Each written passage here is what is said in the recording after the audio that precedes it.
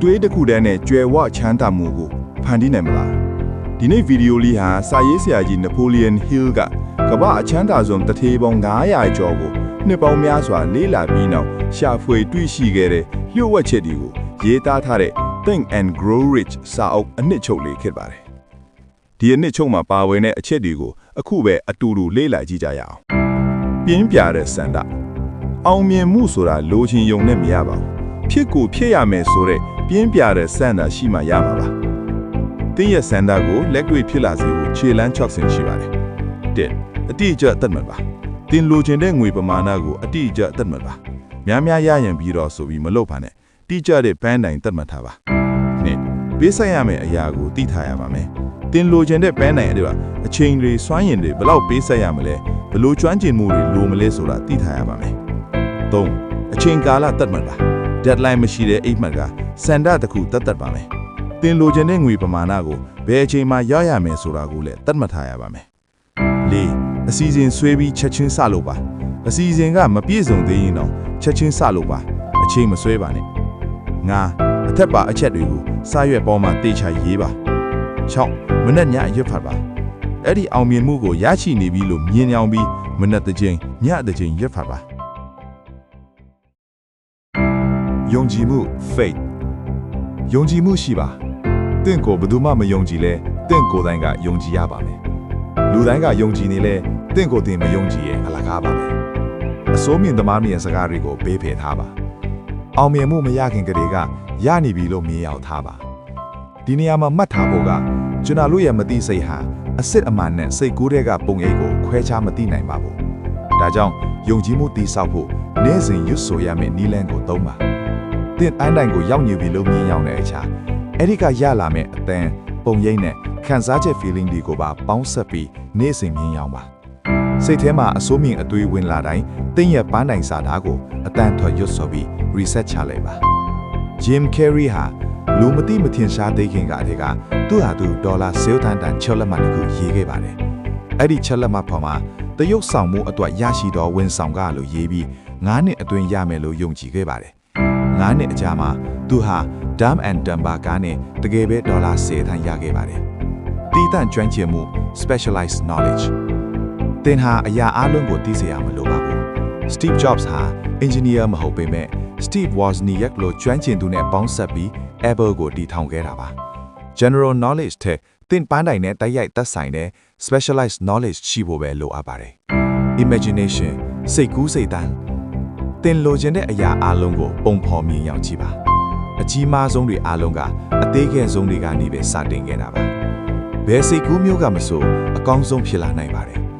သင်ရဲ့စိတ်ကူးရင်မှုကသင်ဘဝမှာလိုချင်တဲ့ဘယ်အရာကိုမဆိုလှုပ်ဆောင်ပေးနိုင်ပါတယ်သင်ရဲ့အတွေးတွေကိုလည်းတမူထူးခြားစေမဲ့အသစ်အဆန်းတွေကိုတွေးတောတဲ့နေရာမှာအာယုံစိုက်ထားပါချမ်းသာအောင်မြင်နေတဲ့လူတွေမှာမတူကွဲပြားတဲ့စဉ်းစားတွေးခေါ်မှုတွေရှိပါတယ်သင်ရဲ့မတူညီတဲ့အတွေးတွေကိုလည်းလက်တွေ့ဖြစ်လာစေခြင်းနဲ့ဆိုရင်သင်ရဲ့စိတ်ကူးထဲမှာကိုခံစားနိုင်အောင်လေ့ကျင့်ပါစနစ်တကျအစီအစဉ်ဆွဲခြင်း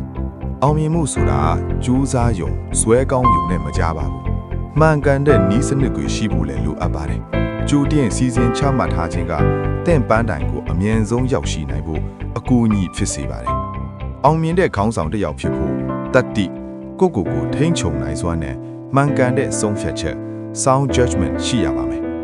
ရှုံးနိမ့်မှုရဲ့အဓိကအကြောင်းရင်းကတော့စနစ်တကျမဖြစ်ခြင်းနဲ့ပြိုင်ဆိုင်မှုကိုကြောက်ရွံ့ခြင်းပါပဲတပတ်ကိုအနည်းဆုံးမိနစ်30ခန့်မိမိကိုယ်ကိုစမ်းစစ်ပါငါရဲ့ဘဲအားနည်းချက်ကငါ့ကိုနှောင့်နှေးစေတယ်လဲဆိုတာစမ်းစစ်ပါကိုယ့်ရဲ့အစီအစဉ်တွေကိုလည်းပြန်လည်စမ်းစစ်သုံးသပ်ပြီးပြုပြင်တဲ့အရာတွေကိုပြန်လည်စီမံပါဆုံးဖြတ်ချက်အောင်မြင်သူတွေဟာဆုံးဖြတ်ချက်ကိုမြန်မြန်ချတတ်ကြပါတယ်အချိန်ဆွဲခြင်း procrastination ဟာဆုံးဖြတ်ချက်ရဲ့အကြီးမားဆုံးရန်သူပါဆုံးဖြတ်ချက်ချဖို့နှောင့်နှေးနေရင်အောင်မြင်မှုနဲ့ဝေးသွားနိုင်ပါတယ်အချိန်မဆွဲပဲတိကျတဲ့ဆုံးဖြတ်ချက်တစ်ခုချလိုက်ပါဇွဲလုံးလားရွှေသွင်းတဲ့3ပေအကွာ3 feet from goal ပုံမြင်ကိုသတိရပါရွှေရှာသူဒါဘီဟာရွှေသွင်းတဲ့3ပေအကွာမှာအရှုံးပိတ်ခဲ့လို့ကံကောင်းခြင်းတွေနဲ့လွဲခဲ့ရတာပါဇွဲရှိလာဖို့အတွက်ဒီအချက်8ချက်လိုအပ်ပါတယ်ရီမန်းချက်ရှင်းလင်းခြင်းပြင်းပြတဲ့စန္ဒမိမိကိုယ်ကိုယုံကြည်မှုအစီအစဉ်ရှိခြင်း အချက်အလက်မှန်ကန်ခြင်းပူးပေါင်းဆောင်ရွက်ခြင်းစိတ်ဓာတ်ခိုင်မာမှုနဲ့အလေးအကျင့်ဖြစ်အောင်လှုပ်ဆောင်ခြင်းတို့ပဲဖြစ်ပါတယ် Mastermind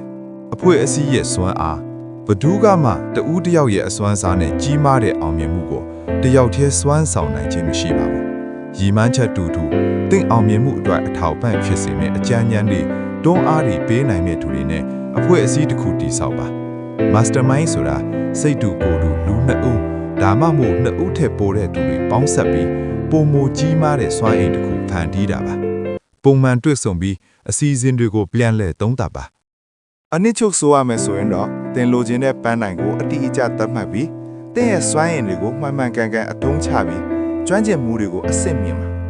တင်ရဲ့လမ်းကြောင်းကနေတွေးဖဲသွားစီမယ်ဘယ်အတွေးကိုမှစိတ်ထဲမတွေးမိပါစေနဲ့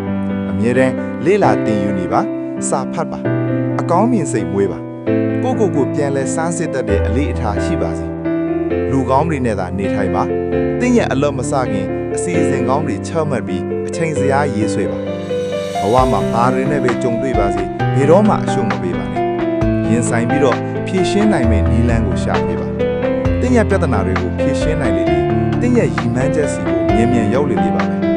ကိုသာယုံကြည်မှုရှိပါချမ်းသာနိုင်မယ့်အတွေးကိုသာတွေးပါ